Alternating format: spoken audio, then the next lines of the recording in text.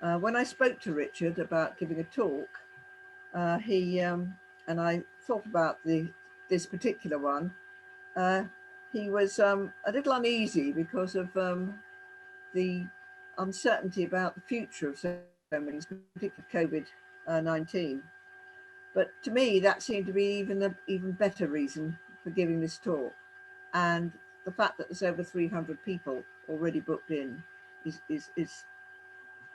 wonderful. The former Royal Gunpowder Mill site at Waltham Abbey is really rich in history. It's designated as a scheduled monument, which is the highest protection that can be given to a historic site. There are 20 listed buildings at the site, and in the spring of last year, Richard very kindly wrote a, an article for the South London and North and East London branch magazine, Meridian Cuttings, about the waterways at the mills. He also has a book, which I highly recommend, I have it myself, on the waterways of the gunpowder mills, and another one on the explosions. But as with so many important historical sites, the future of the mills is uncertain due to the lack of income during the COVID-19 pandemic. It would be a tragedy if this site had to close, and so we've actually launched today as part of this talk, and thanks to Richard for giving the talk, and for a cause near to his heart, close to his heart, the gunpowder mills. And you're able to make a contribution to the preserving the mills for the future, which I'll give you details of at the end. And we will be sending that out after the evening. But it would be a tragedy if this site was to close, and hopefully we can keep it going for many years to come. So without further ado, I would like to pass over to Richard, who has a richness of experience and a richness of talks that he can share with us. And this one I'm looking forward to immensely. Over to you, Richard. Thank you very much indeed, Libby, and good evening, everybody. So, welcome, as it says, to the Royal Gunpowder Mills at Waltham Abbey, or Secret Island, as it became for a while when consultants were engaged to make the visitor attraction more popular with the general public. So, shall we pay them a visit? We'll go back to the days when gunpowder was made there, and Walton House, on the right here, was the administrative headquarters, and had been indeed since the government purchased the site in 1787. Opposite Walton House are two of the original process buildings. But just for a little while, I want to go even further back to China in the 9th century, when the alchemists became aware of some of the properties of saltpeter and experimented in mixing that with other materials, particularly in this case with brimstone and charcoal. As you can see, they called it Hoyao. I know that's the correct pronunciation because I asked our local Chinese takeaway. Hoyao means fire drug. So a fairly good term for it. Now, by the 10th century, they were making fireworks for religious ceremonies and even early forms of rockets. And in 1044, we find the first written record. It's by Wu Ching Tsung, and it included, well, as you can see, saltpeter, charcoal, and, oh yes, there's sulfur. So the formula gradually traveled across the world, probably carried by monks or traders, until in 1249 it reached England. And Roger Bacon, a Franciscan friar, set out the secret of gunpowder in a letter on the secret workings of art and nature. But this was never published openly because of his abbot's concern with what people might do with this terrible discovery. Instead, the letter and the formula were encrypted, and that survives to this day in the British Library. I'm not sure quite how good this encryption is, because I'm sure, like me, you can actually see the word saltpeter there.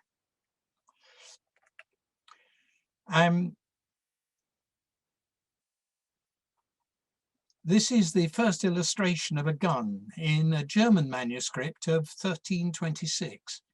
The emerging missile is an arrow because, indeed, that was the projectile of those times. The vase-shaped barrel has a touch hole, and the gentleman is holding a rod with a lighted slow match at the end. He's quite wisely standing well back from the device. A legend tells us that the Battle of Crécy was the first where gunpowder was used as an offensive resource by the English army, and archaeological evidence does confirm that. But legend also says that the gunpowder was made by monks at Waltham Abbey. I'm afraid there is no evidence for that. It was the English longbow which won this battle, but the use of gunpowder in war grew swiftly. With this military demand for gunpowder, a degree of mechanization came into the manufacturing process. The making of gunpowder required 3 main ingredients to be ground together into an intimate mixture. This is a hand-operated stamp mill from the mid-1400s, with the pestles, as you can see, suspended from a spring-loaded beam. The workers draw this down into the mortar to then grind the mixture. It was a highly hazardous procedure because any contaminant in the mortar could cause an explosion. So dangerous, in fact, that the gentleman on the left-hand pot didn't bother to put any trousers on that morning. Let's leave gunpowder for a moment and look at the waterways. In 1590, a map of Waltham Abbey was drawn. It was quite normal at that time to create maps with east at the top, and it shows the various waterways in existence at that time. I'll highlight them to make it a bit clearer. You can see they all branch off first and then rejoin the old River Lee, or Barge River, the old Barge River. So from the top we have the Cornmill stream, which fed the Abbey corn mill.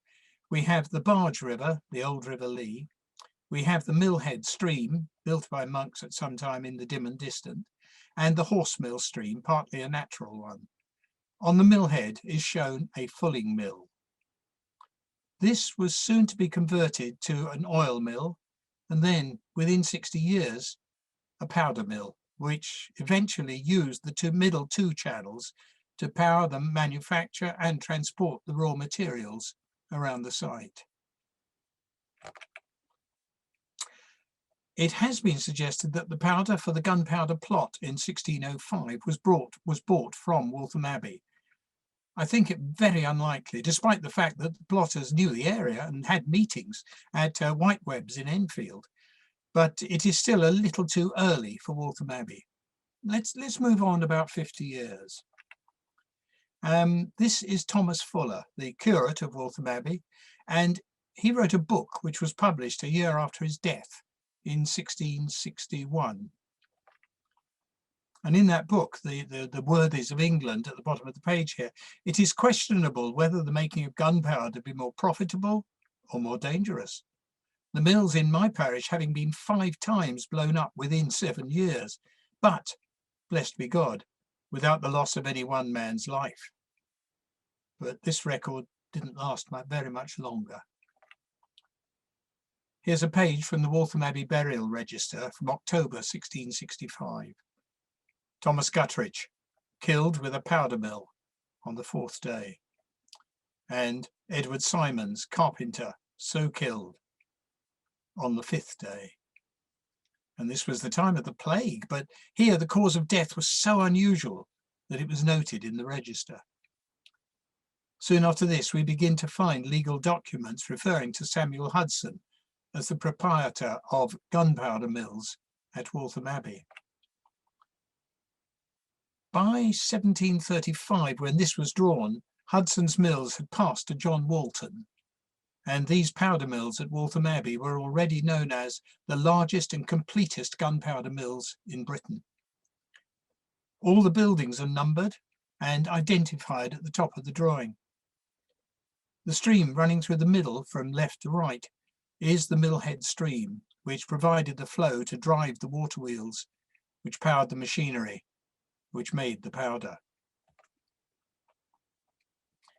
The two buildings to the left of the central pool are shown as water-powered stamp mills. Do you remember those dangerous stamp mills? They're actually going to be banned in 1772 because they blew up with such horrendous regularity. And they're going to be replaced by the far safer horse-powered edge runner mills, incorporating mills. These were already in use. But John Walton had other ideas and had approached John Smeaton. I'm sure you've heard of John Smeaton, the engineer. Well, among many other achievements, he built the Eddystone Lighthouse. But yes, John Smeaton was in the course of surveying the course of the new Lee navigation in the Lee Valley, virtually next door to the mills. Walton asked him to design a water-powered mill to incorporate his gunpowder. Here is Smeaton's design for an upright for Mr. Walton's powder mill at Waltham Abbey, powered by water. And then on the 11th of October 1787, the government took over John Walton's mills, paying him £10,000. That's over £1 million in today's terms. And Lieutenant General Sir William Congreve spent £35,000 in the next 2 years refurbishing the mills and bringing everything up to standard. One of his early actions was to confirm the use of Smeaton's newly built Lee navigation for transport of materials. And by the 9th of February 1789, when the first gunpowder was produced, barges were ready to carry the finished product down to London. Congreve was succeeded by his son, also William Congreve, who took over the management of the Waltham Abbey mills. Congreve, the son here, has an additional claim to fame. In 1805, he developed the Congreve Rocket. And the rockets were made at the Congreve Rocket factory next to Bow Creek, down the Lee in London. The Congreve Rocket is epitomised in the first verse of the American national anthem, the Star-Spangled Banner, and the rocket's red glare, bombs bursting in air, gave proof through the night that our flag was still there. Was an allusion to the unsuccessful British attack with Congreve rockets and mortars on Fort McHenry in Baltimore Harbour in 1814. But there was a problem with the Congreve rocket. Our rocketeers kept shooting off rockets, few of which ever followed the course of the first. Some of them, on arriving about the middle of the ascent, took a vertical direction, while some actually turned back on ourselves. One of these, following me like a squib until its shell exploded, actually put me in more danger than all the fire of the enemy throughout the day. Quotation. So back to 1661 and Thomas Fuller's book to learn the ingredients of gunpowder. That's in case you can't remember that Chinese slide. Brimstone or sulphur, whose office it is to catch fire and flame of a sudden and convey it to the other two. Charcoal, pulverized, which continueth the fire and quencheth the flame, which otherwise would consume the strength. And saltpeter, potassium nitrate, which causeth a windy exhalation and driveth forth the bullet. Or to put it more simply, these are the proportions of the ingredients to put into your mortar and grind down to make this intimate mixture, which becomes gunpowder. Potassium nitrate 75%, charcoal 15%, and sulphur 10%. For the chemists among you, the first line will have meaning, I'm sure. For the rest of us, the last one will illustrate the power you can unleash. The yard stretches almost instantaneously to 2 miles. Let's now track the process that was followed at Waltham Abbey, at the gunpowder mills, since the 17th century. Saltpeter, that's potassium nitrate, occurs naturally in middens and farmyard manure, but as demand grew, it was imported from India in bulk. It requires a certain amount of melting, purifying and crystallizing before it's ready to blend with the charcoal. This was produced traditionally in clamps like this originally, but The quality was poor and variable, and the process also took several days. And by 1794, a new process was developed where alder or willow, which were both grown on site, was put into vented drums in a furnace and heated for up to 8 hours. And the third ingredient, sulphur, was imported in bulk from Sicily and Italy.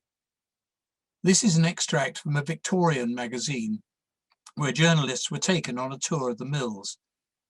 We next called at sulphur refinery, but found it almost impossible to breathe within its evil-smelling precincts. As regards the worthy man we found there, he was as unconcerned as though he were, and it continues, inhaling the ozone on Brighton Pier. 42 pounds of this green mixture, moistened with water, was then worked for 4 hours on the bed of the water-powered incorporating mill. The stones, or edge runners here, are 6 feet in diameter, they're 18 inches thick, and they weigh 4 tons. The incorporated and now explosive cake then passes through a breaking down machine, which reduces it to a powder. And the incorporated powder was then moved by boat on the canals which were created around the site. These waterways were dual purpose. The surface carried the sensitive cargo smoothly, far better than roads anyway, and the flowing water drove the water wheels to power the next part of the process, which was to press the powder. Originally, a large version of a hand-operated cider press was used, but this was superseded when the first hydraulic press came into use in 1856. Here's the boat outside the press house, and a man waiting in the doorway to unload the cargo. And then this is the layout of this area in plan form. On the left, the press house, which we've just seen. In the middle, a large earth-filled brick traverse. In a gunpowder factory, it was quickly realized that it was an advantage to have the process buildings built with large gaps between them, and those gaps preferably planted with trees to dissipate or at least minimize the effects should a process or danger building accidentally explode. Where this was not possible, as here, a large earth-filled brick traverse protected the adjacent buildings and workers from the blast of any detonation. And this is the pump house where the hydraulic pump was sited and where the workers waited during the pressing process. And lastly, the water wheel, which powered the pump, which still exists to this day. This wheel is quite unusual in that it's all cast iron, made by a man called William Fairbairn, instead of being wooden or a blend of wood and iron. Oh, by the way, the corrugated iron falling off the roof is the remains of what was thought to be one of the first industrial uses of this product, corrugated iron. So the rotary action of the wheel is converted to a pulsing action to operate the pressing pump, the pressure pump. And then the compressed hydraulic fluid is piped around the traverse and to operate the press. I'm going to use a diagram to explain the pressing process. At the base is the hydraulic chamber powering the platen. The box is 30 inches square and 33 inches tall with hinged sides, and into it is packed 800 pounds of powder, interleaved with some 46 copper sheets. Then a large balk of timber is placed on top, and a pressure of 70 tons is hydraulically applied for 15 minutes. This increases the density of the powder, producing greater power in the finished product. The pressed cake is then again reduced to powder of different sizes depending on its final use, small bullets up to large shells, and processed through dusting and polishing and completely dried in a gloom stove. The trays of powder are on the racks, and this is the back of a coke stove which was fired up in the next room until the back glowed red and heated the air, which drove off the moisture the inside of a stove for drying powder, a gloom stove. When steam power came to the site in 1856, it was used to provide warm air in these drying stoves, these new ones. This was a successor, obviously, to the gloom stove. The stove would have obviously had a wooden roof, and the steam heated air was pumped in through that pipe at the top there, and then fed out from the vents all the way around the room. And fully dried, fully processed, finally packed into barrels like this. RLG stands for Rifle Large Grain. The quality of Waltham Abbey gunpowder was the best in Britain. It was regularly tested in a mortar eprovette to check its power. They used 9 pounds of powder and a 10-inch shell, and they recorded the distance of each shot. It's rather indistinct. These are the results of the performance trials in 1809 and 10, where Waltham Abbey consistently outshot all competitors. The Waltham Abbey shell reached 4,430 yards, which is in excess of 2.5 miles. The powder is stored in the Grand magazine at the northernmost point of the mills. So here it is. No, it doesn't look terribly grand, does it? The magazine was built in 1804 and then rebuilt in 1885 to produce this building. And it was abandoned then in 1945 when the mills became a research facility. There was no need for it anymore. The hole in the wall? No, it wasn't an explosion. After the northern end of the site became unused, the local farmers took advantage of a ready source of bricks. And there are quite a few pigsties and farm outbuildings created from genuine Grand magazine bricks. Here's the magazine in the earlier days, fully stored. And this would have been loaded onto craft like this. This is the Lady of the Lee. She was built in 1931, and she was the last of 11 sailing powder barges which were built to carry the products of the factory from the Grand magazine down the Lee to the government magazines at Purfleet and Woolwich. Narrowboats like this one also carried mixed cargoes, which sometimes included gunpowder. Can you see her name? It's Tilbury.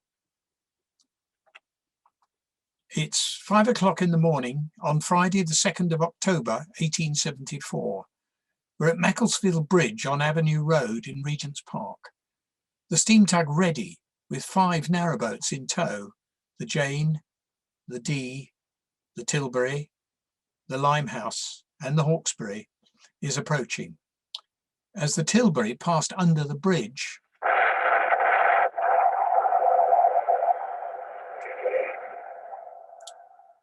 she exploded.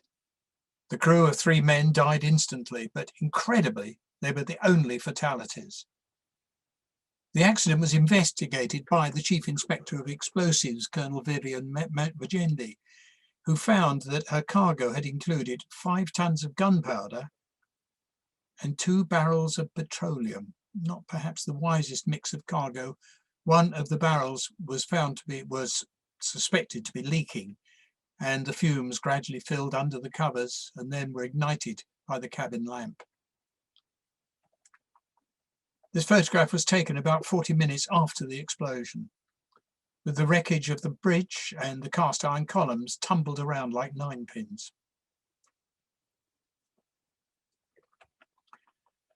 This was the plan published in the Engineer Journal, showing the damage caused by the explosion. You can see Regent's Park there and the canal going round the outer edge. The small area of total devastation in yellow was simply due to the fact that the Regent's Canal at that point is in a deep cutting, and the majority of the explosive force was directed skywards. Had the explosion happened 5 minutes earlier or later, much of Primrose Hill or St John's Wood would have been flattened. Steam arrived at Waltham Abbey in 1856 with the building of these mills, which were driven by a steam-powered beam engine. From now on, water power was not required and more steam-powered mills were built. However, they were still served by canals for the safe transit of materials. This illustration, which is courtesy of the Illustrated London News, records the moment when those mills blew up on the 27th of May, 1861. It seems strange to me that people are running towards the mills instead of belting it in the opposite direction. But by 1889, they had built 6 more groups of mills with central beam engines. Here's 3 of them along the edge of the Queen's Mead. The canal runs behind them. They were all built with strong dividing walls between the individual incorporating pans, but with lighter board front and back and light roofs as well. This was so that in an explosion, the force could escape, but leave the mills on each side undamaged and still usable.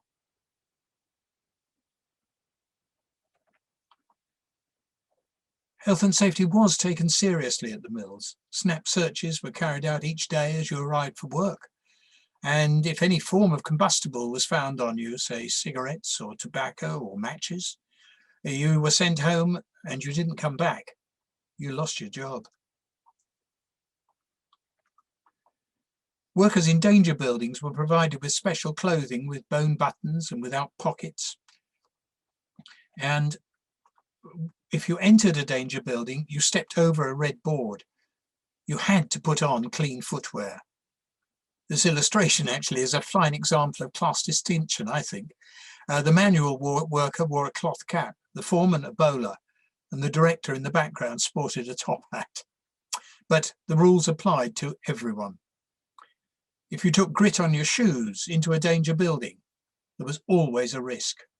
Grit causes a spark. A spark in a danger building could cause an explosion. And that explosion meant that if you were lucky, you ended up in the site hospital, Sandhurst Hospital.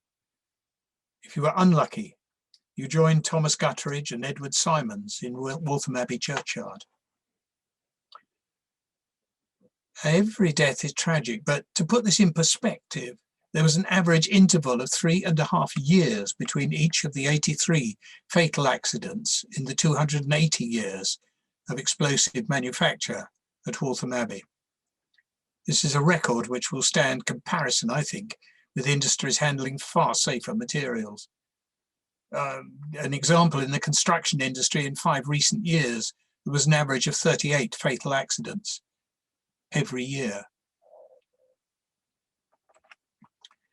But explosive science is moving on. In 1846, Christian Schoenbein spilt a mixture of nitric and sulfuric acid in his kitchen at home and used his wife's cotton apron to mop it up. He hung it up to dry, and it spontaneously ignited and disappeared. He had discovered gun cotton, and now gunpowder had a competitor. By the early 1860s, this initially rather unstable explosive was being made at Waltham Abbey. These women had the job of examining cotton waste for foreign bodies and contaminants, and you can see how excited they are at the prospect. Also in 1846, Ascanio Sobrero discovered that if you mixed glycerine with nitric acid under certain conditions, you produced a highly unstable explosive, which he logically called nitroglycerine. The blending of glycerine and nitric acid, it's a temperature critical process which becomes dangerous if the temperature rises above 15 degrees centigrade. This gentleman's job is to watch the temperature gauge and halt the process. I want you to imagine that it's a warm summer's day. He's just had his lunch break and he's back on duty.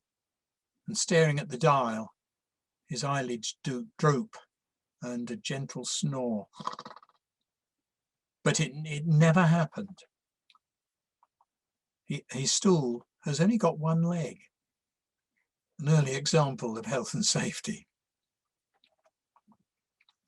Arthur Indebel took nitroglycerine and blended it with an inert clay called kieselguhr, making it much safer and calling it dynamite. The rest is history. Production of nitroglycerine at Waltham Abbey started in the late 1880s. But if you take these two unstable explosives, gun cotton and nitroglycerine, and mix them together with a mineral jelly, the end product becomes, weirdly, much safer. It won't explode unless you detonate it. This was the invention of cordite in 1889. Cordite would eventually replace gunpowder as the propellant of bullets and shells right up to the 1950s. Cordite dough was originally blended by hand like this. But then it was soon discovered that bakers' dough mixing machines did a much better and safer job. Cordite is so called because it can be extruded, as you can see, into cords. So we've seen the arrival of chemical explosives and with them the development of smokeless powders, which were, in a way, a result of health and safety. A powder which would detonate without smoke meant that the soldier who pulled the trigger didn't immediately give away his position, and he avoided swift reprisals from the enemy. From the end of the 19th century, gunpowder had been abandoned, and it was chemically based powders which took over almost completely. However, sentiment, or tradition maybe, meant that the mills remained the Royal Gunpowder Mills. Oh, I must stress that all explosives manufactured at Waltham Abbey throughout its history were solely for military use. We briefly touched on the boats and canals around the site. Let's have a closer look. The old River Lee, running from north to south through the site, provided ample power to drive the mills and supplied the water in the canals, which were the communications network within the site. The site's 2.5 miles long and up to 1/3 of a mile wide. The canal system was at its maximum, over 10 miles in length. There was an extensive fleet of boats of various sizes and several different designs, but all built with a prow to each end and not a scrap of ferrous metal anywhere. All the fixings were phosphor bronze, and these boats were used for transporting materials and finished products around the site. Always man-drawn, never horses on site. The thought of a horse bolting with a boat filled with sensitive materials? I'll leave it there. When the site closed in 1945, many boats lay where they were last used and gradually rotted away. But although one or two of them were restored and preserved, and there is one on display at the mills today. The site was built with 3 descending levels and the canals were connected by locks. This 35-foot by 10-foot lock chamber was built in 1878 to connect the upper level canals to the middle level, 6 feet down, and the steam-driven mills. You can see the original water level from that chalk staining on the wall there. It's worth examining the paddle gear and considering whether this would ever be acceptable on ordinary canals. I suspect not. Here, as well as with all work in the mills, speed is not the essence. Just imagine whipping up the paddles with a boat full of sensitive gun cotton slamming around in the chamber. Suddenly there's no lock. The gear is designed to prevent speed. The worm drive can only move the paddles slowly. It seems that the contractor who built the lock doubted the mill's bargeman's skills because engraved in the granite coping stone is the word "in" at the head of the chamber and the word "out" at the tail. At the same time as the 1878 lock was built, 2 aqueducts were constructed to carry new canals over the old barge river, the old River Lee. Both of these were cast in 3 separate sections and brought here by barge, winched into position, and then riveted together. Again, you can see the water depth, the original water level. There's only 26 cast iron aqueducts in the UK, and 3 of them are in the gunpowder mills. We're coming to the third one now. It was built in 1904 and it's a different design, certainly. The sections were bolted together and supported on two huge I-beams, still with a riveted base plate, which is no longer there. There were two accidental explosions in 1940, both within 50 yards of this aqueduct. Over 10 tons of nitroglycerine exploded. The shockwaves may have weakened the structure, which later collapsed. There is another suggestion recently made that it was deliberately demolished in the 1940s, the late 1940s, to drain most of the upper canals for safety reasons. You take your pick. The last aqueduct is in the centre background of this view, looking over Newton's Pool, which is part of the old Barge River, where testing was carried out of underwater explosives, including, incidentally, Torpex, the explosive used in the Dam Busters raid. The charges were run out on a cable spanning the pool, one of the gantries there still stands, and lowered into the water. And then those conducting the trial retired into the firing point, pressed the button on the wall, and viewed the resulting explosion through the armoured window. It's quite how this gentleman was left outside is not recorded, nor was his language. I've worked in the archives at the mills for a number of years, and it means that I've come across quite a variety of old documents, and this one grabbed my attention. What thou doest, do quickly. The drowned. Then look down to number 6 at the bottom. To restore breathing, introduce the pipe of a bellows into one nostril, the other and the mouth being closed. Inflate the lungs till the breast be a little raised. The mouth and nostril must then be let free. Repeat this process till life appear. Isn't that essentially mouth-to-mouth resuscitation? The date of the document? 1797. In the late 19th century, the factory needed to expand, and Quinton Hill Farm, the area in blue to the south, was purchased. And in 1888, the new gun cotton factory went into production there. The Lee Conservancy provided this pictorial image, which, if we close in, shows the cordite and gun cotton works with a sailing barge there taking on a cargo. And it also shows another lock. Here it is, Lower Island Lock. It dropped the boats 3'9" to the level of the south side using the worm drive paddles we've already met. Also, and complete with an upended cannon barrel, making an excellent bollard. Here's that lock again, disappearing under the advancing M25. It's the march of progress.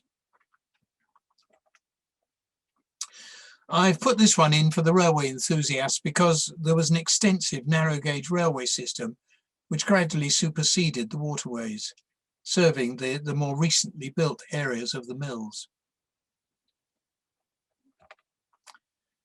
But the waterways really had the last word.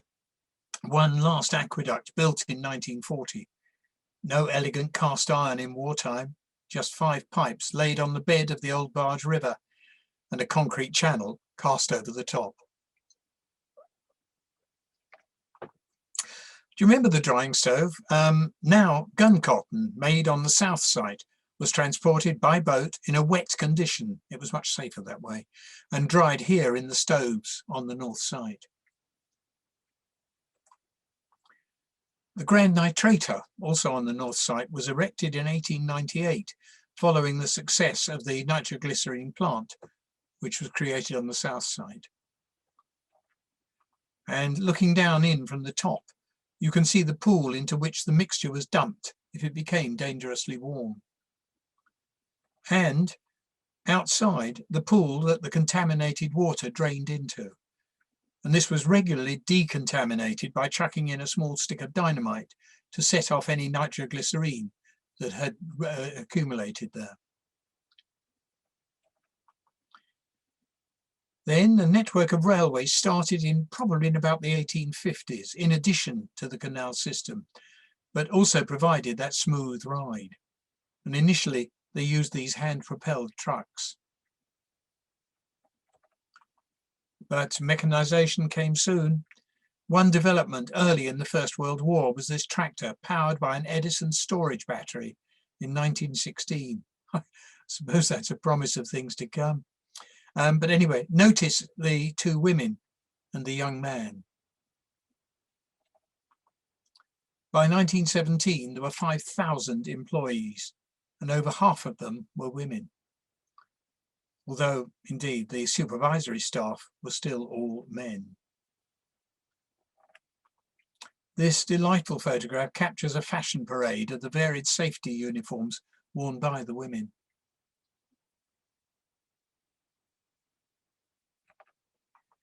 And this records a day out for the workers. Apparently, the ladies were often called munitionettes, just like usherettes. Leighton Green Garage. This final shot records the hard manual jobs some of the women did. Here, they had the job of transporting coke and coal into the boiler house at the rear. It's interesting to note that the ladies have polished their shovels for the camera.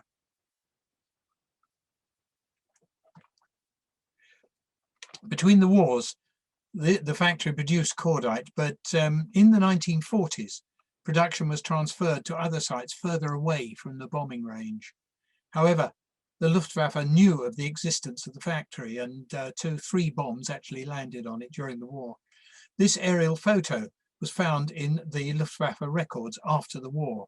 It says, Staatliche Pulver- und Patronenfabrik, the government powder and cartridge factory. In mid-1945, the site was closed as the Royal Gunpowder Factory and opened as a research facility 3 days later.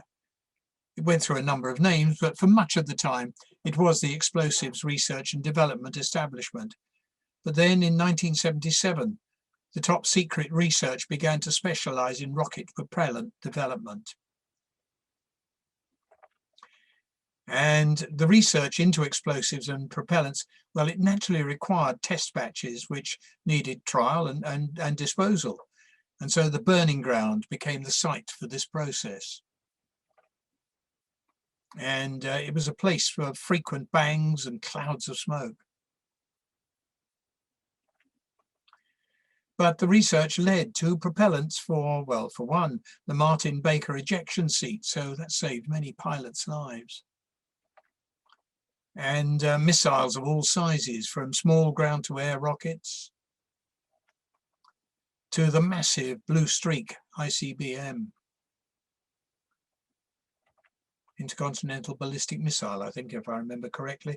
And here it's seen in a launch at Woomera.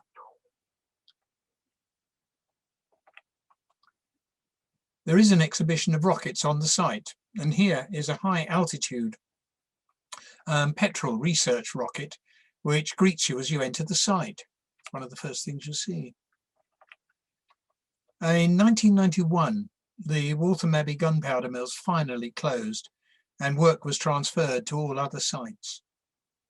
In 1993, redevelopment had commenced, and it was decided that the gunpowder mills should become a visitor attraction. The whole site needed decontamination, not only to remove residues of explosives, but also to clean away the asbestos in the pipe insulation. When steam came in the mid-1800s, a network of asbestos-lagged pipes spread out from the boiler houses to the drying stoves. And when production of explosives ceased in 1945, the maintenance of the pipes was unnecessary, and gradually the asbestos flaked off the pipes. It all had to be removed. The ground surface was removed over much of the site, and all the waterways were excavated and cleaned out, which unfortunately destroyed much of the puddle clay lining. The site was gradually restored and made safe and attractive for visitors. This is the burning ground where we saw stuff exploding. And if I turn around and look behind me, you might recognize this scene. Let me remind you. Yes, the press house and the traverse. And some of the former production buildings were restored, but many of the canals were simply gravelled and left empty. If I've tempted you to visit, and I hope I have, please make sure that you book on a tractor tour. It'll take you on a journey of parts of the site you cannot reach on foot. You're accompanied by a knowledgeable guide who will keep you amused as well as telling you about the history of the gunpowder mills. As you tour, you may be lucky enough to see some of the wildlife and birds which populate the 175 acres of the site. Keep an eye on the website for open days and special events like reenactments and jousting indeed. Or you may be there one day watching the Grace Spitfire fly over, giving us some signals. And when you come, also you must visit Professor Nitrate's Mad Lab for science shows with lots of bangs and flashes. The kids love it, so do the dads. So it's a day out for kids of all ages. I wonder, will you be among these visitors when we reopen this spring? Make regular checks on the website, please, www.royalgunpowdermills.com. Please come and see us. I'm going to close with this slide.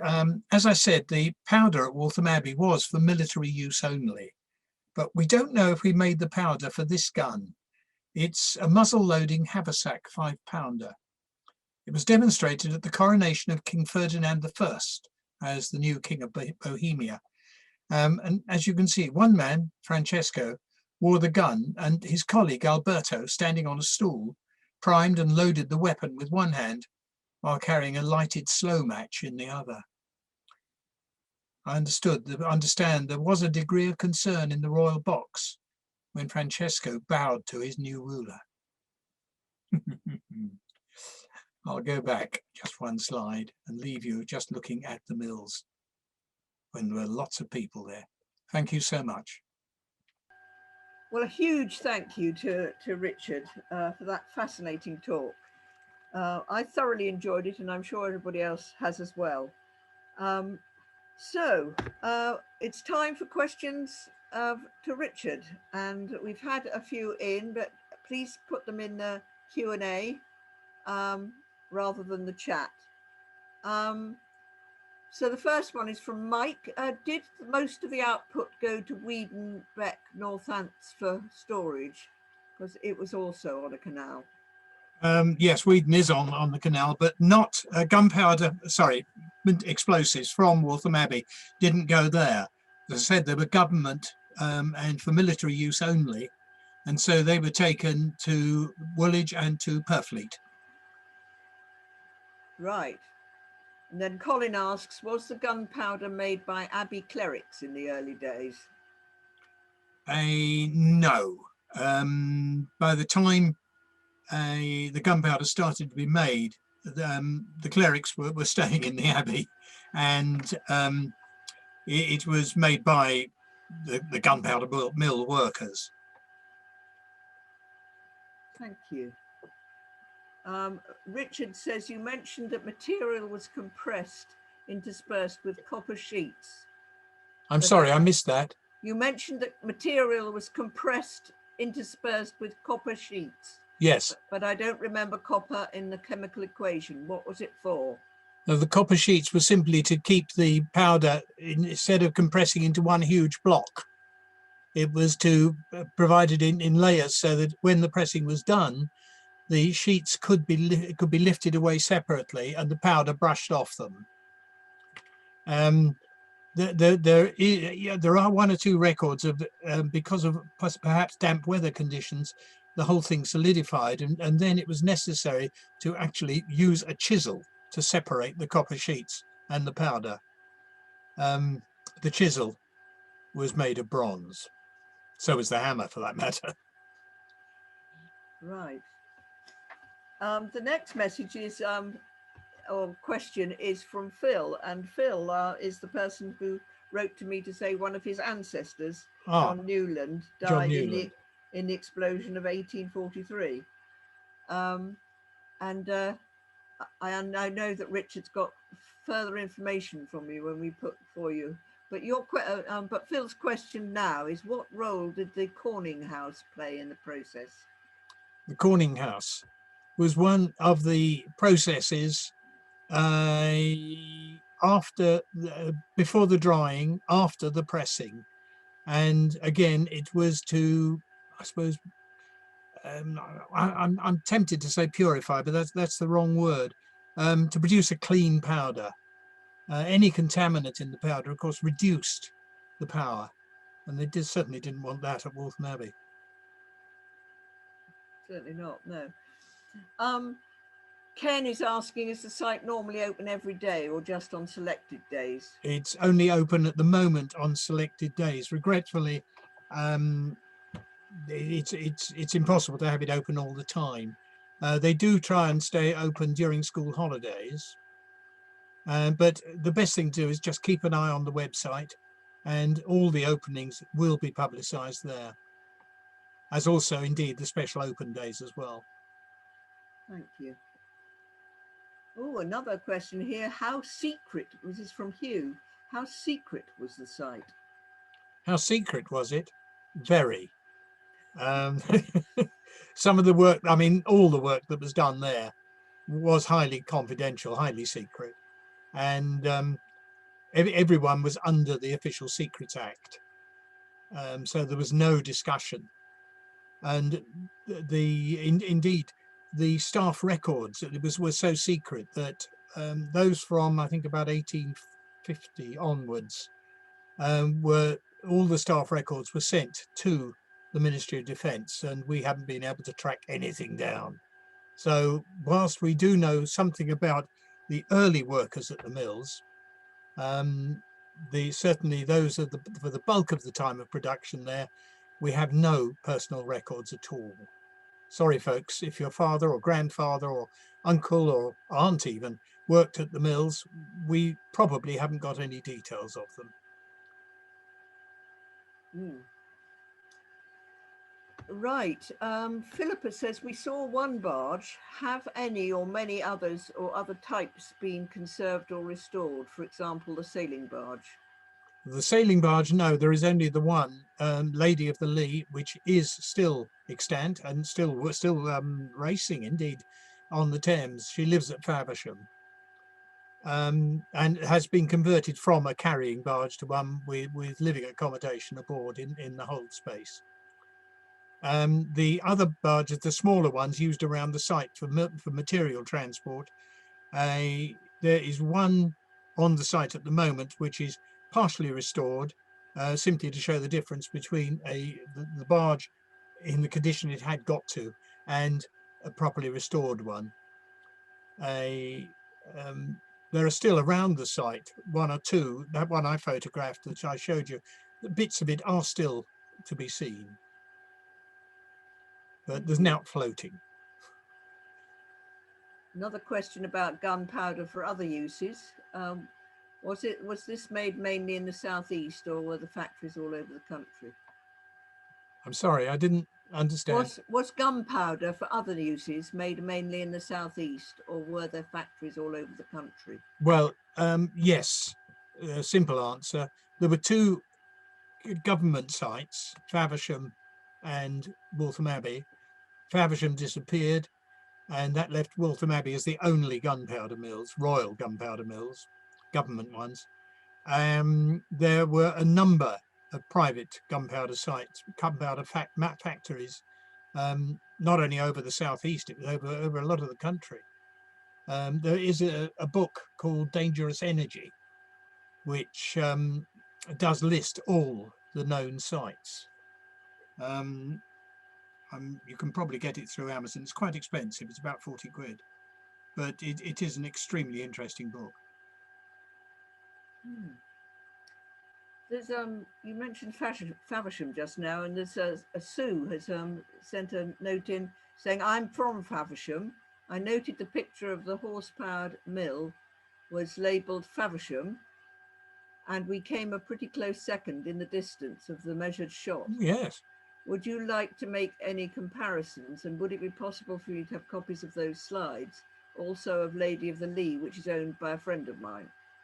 Certainly. If you like to email me, email Libby, and she will pass your details on to me. I will endeavour to pass on as much information as possible. Thank you. That's great.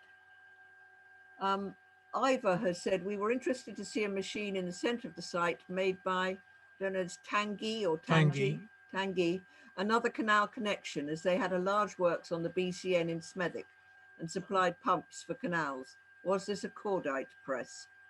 That was, I'm trying to remember. Yes, I think it was. I didn't know I had an illustration of it, but anyway, I think it was.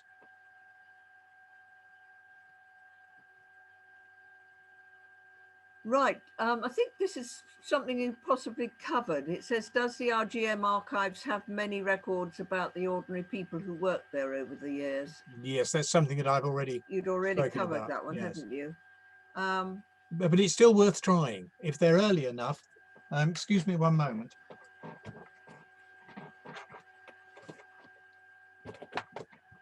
We have fairly comprehensive details of the workforce of the Royal Gunpowder Mills. Oh, of course, it's showing at mirror. No, that's fine. No, it's fine. It's showing correctly. Oh, is it? Right. This book, which is available from the mills, has a complete list of the people employed at the mills between those dates, 1787 to 1841. But it's post 1841 that we lose all personnel records. Right. There's masses of messages coming in on the chat about how interesting everybody's been finding your talk, Richard. But we'll make sure you have all of those after the presentation. Thank you. Chris, where was the gunpowder made into munitions? Woolwich, certainly. And I'm sorry, you're going outside my area of expertise now. I don't know. There's quite a few Chris's on this. We've got another Chris, the Chris that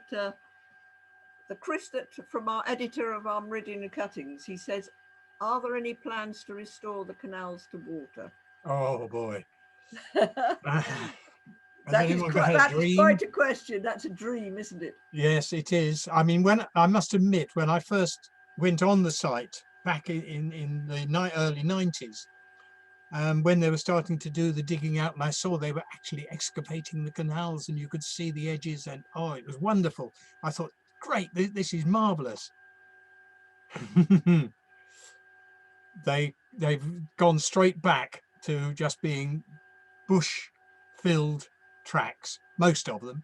I mean, there are one or two that, as you saw in that photograph, which have been gravelled and maintained, but in the main, I don't think that's a dream which will happen. Probably, well, if it does, it probably won't be in my lifetime. Well, certainly when we were at the when we'd had the last national festival or Festival of Water up at Waltham, there was quite a lot of talk about what could be done, and and the Waterway Recovery Group were very interested. Well, they were going to come, and the lock that I showed you, they were going to do a lot of work on that, but sadly COVID beat us. Yes, COVID seems to have got in the way of everything. Yes, but and it's in our northern, it's in our Lee and Stalk branch area, and oh, we've got another message saying London Werg may be doing some work on site in the future. Excellent, that is good. So I certainly know that's. We'll look forward to that. That's much hoped for. Ian asks, do any of the beam engines still exist? No, I'm afraid not. Right, okay. And Robert has asked, did they manufacture any gun cotton by the dangerous dry process as they did at the massive Prentice new explosive works at the head of the Stowmarket navigation, which resulted in Yes, a massive explosion, there was killing indeed. Yes. many employees in the late 1800s? There were gun cotton explosions, certainly. What I would like is, could you forward me that question? Yes, we'll make Derek and I will make sure you've got a copy of Okay, all because questions. to the gentleman who asked this, I have a colleague who can possibly answer that much more fully. Right. So again, if you could let me have your email address, and then I'll pass that on to Richard. Did Barnes Wallis visit? I don't know. I don't think so.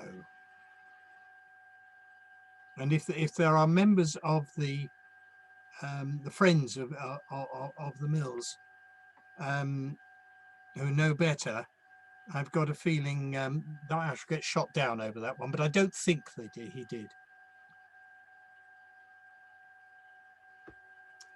Right. There's quite a few more, but I'm also aware of the time. So let's see how we do. What was the gauge of the railways? And another question about the rails: were the rails of the railway made of brass? I'll take the second part first. When the railways, when they were metal rather than wooden, approached a danger building, they changed to either non-ferrous metals or timber, so that there weren't any risks run there. The first part of the question: what were the gauge of the rails of the railways? There was an 18-inch, but I've got a feeling there were other gauges, and again I can answer that question more fully given a little bit of research time. Okay. So if the person likes to supply their email address, I'll deal with it. Again, if you can supply your email address.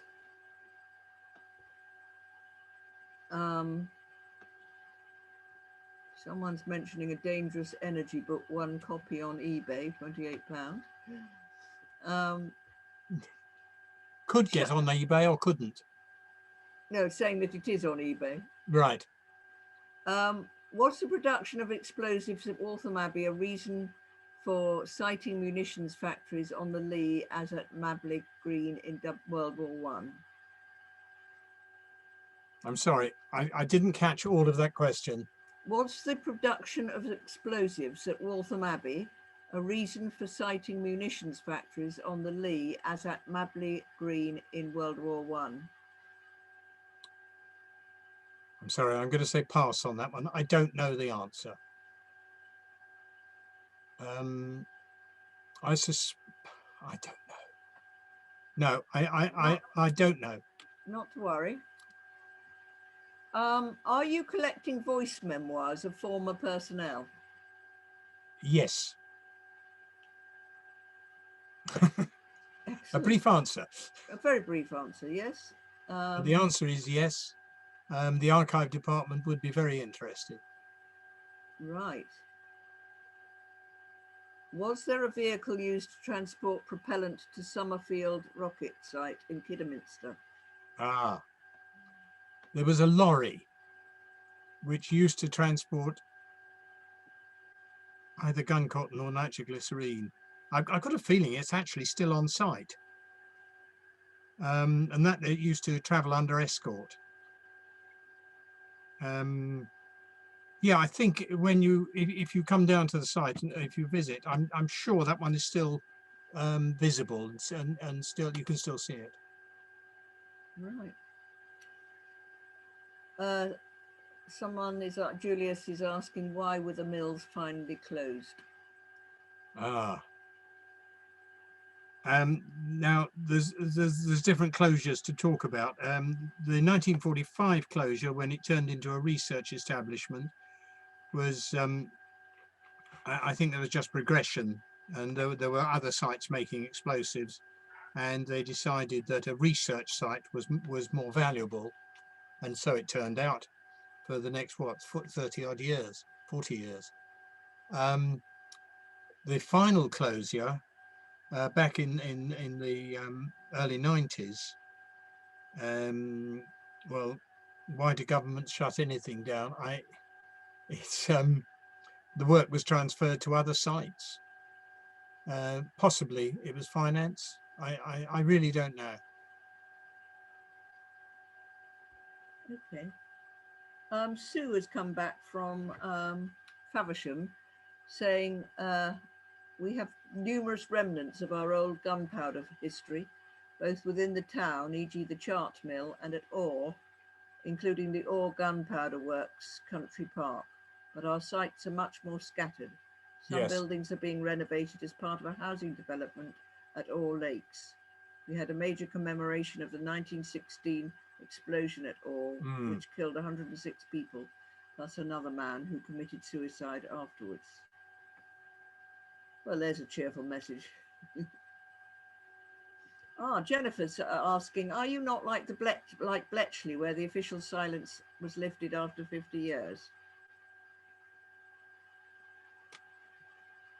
It's an interesting thought. Interesting thought. I mean, from the point of view of personnel, the records I know have been destroyed by the ministry. But I think I would need, I would need notice of that question. Yeah, it's worth investigating, isn't it? Oh, here's Barnes Wallis again. Simon says Barnes Wallis was shown in the film visiting a research lab. Was that the National Physical Laboratory at Teddington? I don't know. Do you know? No. Right. Somebody's saying they'd be interested in visiting the site and hiring a boat nearby. I'm trying to think where the nearest place you could hire a boat from. Can you think of the nearest place you can hire a boat from, Richard? The nearest place to hire a boat from, you can get a day boat at Broxbourne, but they don't do long-term hire or holiday hire. Nearest is Leighton Buzzard. Right. So you have a nice trip, Robert, down the through London and up. Okay. Stuart has said the gauge was 2 foot 6 inches. Thank you very much, Stuart. And he's also said the lorry is still there and transported. Thank you again, Stuart. Good. Someone else has said that I used to work at Summerfield. We had one big explosion when I was there.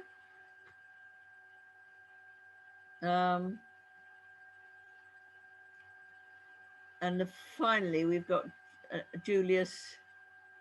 There was a lot of research on the Isle of Wight into rocketry. Was there a connection with the gunpowder mills? I would have thought it was inevitable. There must have been.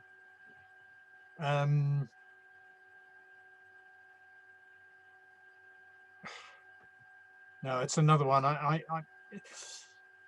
It would be unsafe for me to comment because I don't know. That's fine. But thank you, Richard. You've answered a huge number of questions. We've got, you'll be pleased to know we've got to the bottom of them. There's some massive messages in the chat to say thank you. And Derek will be sending you all those messages. So you'll get all those Thank messages you very of much. thanks from all the people. But I think we've had a really interesting evening. And I think the fact that we've had over 300 here and lots of messages of thanks says it all, really. And you are such a good speaker and such an interesting speaker, Richard. It's a pleasure to have you. You're very kind. As I said at the beginning, I felt quite strongly that when Richard said, you know, about his worries about the future of the mills, that we really must try and get some funding and launch a campaign. And I literally launched it by putting in a donation in memory of my father, who would have absolutely loved visiting these mills if he'd had a chance to, just before the meeting tonight. We will be sending details out in the next couple of days on how to donate and to ensure that it's recognised as relating to tonight. But I did actually put that in the chat early on in the meeting, and it's really to do with going on to the donate button, and when you get to the question saying why are you donating, the drop down menu gives you a list, gives you IWA appeal from Richard Thomas's talk March 2021. If you mark that up, then that will be recognised as from Richard's talk, and I do hope that you will feel that you can make a donation, however big or small, because every little helps.